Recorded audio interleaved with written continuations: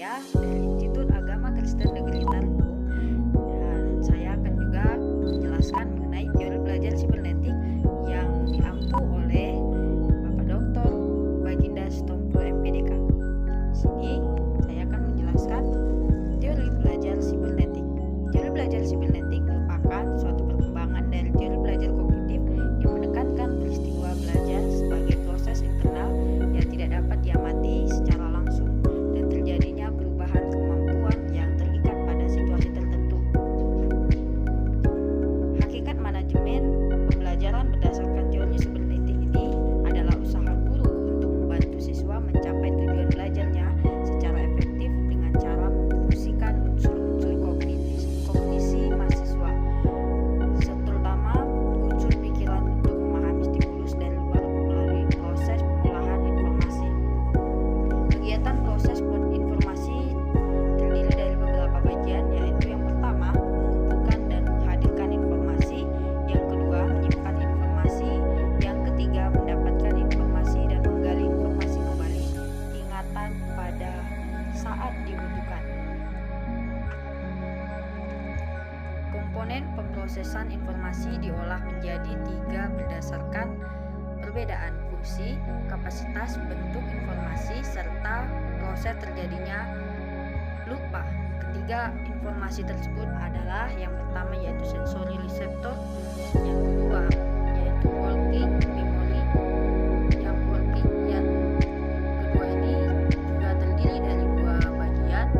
Yang pertama yaitu informasi di dalamnya hanya mampu bertahan kurang lebih dari 15 detik apabila tanpa upaya penanggulangan atau rehearsal.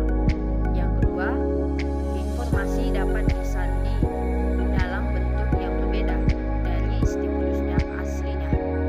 Agar informasi bertahan dalam WM, maka upayakan jumlah informasi tidak melebihi kapasitas WM di samping melakukan rehearsal, sedangkan penyandian dalam tahap WM dalam bentuk verbal, visual ataupun semantik dipengaruhi oleh peran proses kontrol dan seorang dapat dengan sadar mengendalikannya. Yang ketiga yaitu long term memory. Long term memory ini diasumsikan. Yang pertama yaitu berisi semua pengetahuan yang telah dimiliki oleh individu. Yang kedua mempunyai kapasitas tidak lebih di atas. Dan yang ketiga yaitu bahwa sekali informasi disimpan dalam LTM itu tidak akan pernah terhapus atau hilang. Kemudian kita masuk pada bagian Pass and Scott.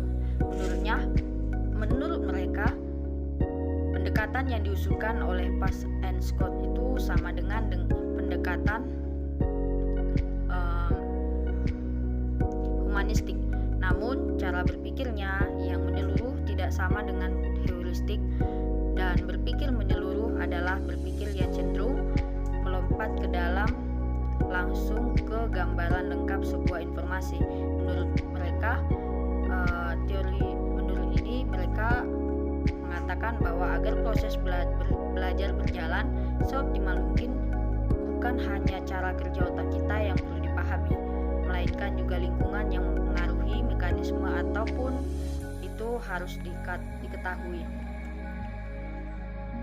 Pengertian teori belajar sibernetika ini merupakan suatu teori belajar yang relatif baru dibandingkan dengan teori belajar lainnya. Teori ini memiliki pengertian sebagai teori belajar yang mementingkan aspek pengolahan informasi. Teori merupakan kesamaan dengan teori kognitif, yaitu mementingkan proses belajar daripada hasil belajarnya. Keunggulan dan kelemahan teori sibernetika ini dalam kegiatan pembelajaran ada yang pertama, keunggulannya yaitu hasil proses teori belajar ini adalah hasil adanya perubahan baik yang dilihat dari sebagai perubahan tingkah laku maupun secara kemampuan pada tanah kognitif, afektif, dan psikomotorik.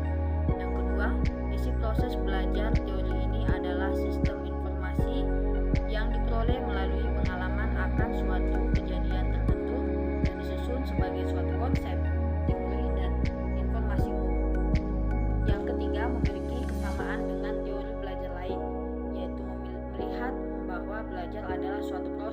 langsung pada diri seseorang yang melalui tahapan-tahapan tertentu. Yang keempat, kapabilitas belajar dapat disajikan lebih lengkap. Yang kelima, penyajian pengetahuan memenuhi aspek ekonomi. Dan yang keenam, adanya transfer belajar pada lingkungan kehidupan yang sesungguhnya. Kelemahan teori ini ada yang pertama, ada 3. Teori belajar sibernetika ini tidak secara langsung membahas proses belajar sehingga menyulitkan dalam penerapan. Yang kedua, ulasan teori ini cenderung ke dunia psikologi dan informasi dengan mencoba melihat mekanisme kerja otak. Dan yang terakhir, pengetahuan dan pemahaman akan mekanisme ini sangat terbatas pula kemampuan untuk menerapkan teori ini. Tokoh-tokoh yang terlibat dalam teori belajar sibernetika ini yang pertama yaitu Landa, seorang psikologi yang mengajukan bahwa ada 2 macam berpikir, yaitu proses berpikir algoritmik yang merupakan proses berpikir linear, konvergen, dan lurus menuju ke satu target tertentu. Di sini contoh kegiatannya yaitu kegiatan menelpon, menjalankan mesin mobil, dan lain-lain sebagainya. Yang kedua, cara berpikir heuristik. Cara berpikir ini merupakan cara berpikir divergen menuju ke beberapa target sekaligus. Contohnya yaitu operasi pemilihan atribut, geometri, penemuan, cara-cara pemecahan masalah, dan lain-lain. Aplikasinya ini kita dapat terapkan dengan beberapa langkah-langkah. Yang pertama, menentukan tujuan pembelajaran, menentukan materi pembelajaran, mengkaji sistem informasi yang terkandung dalam materi pembelajaran, menentukan pendekatan yang sesuai dengan sistem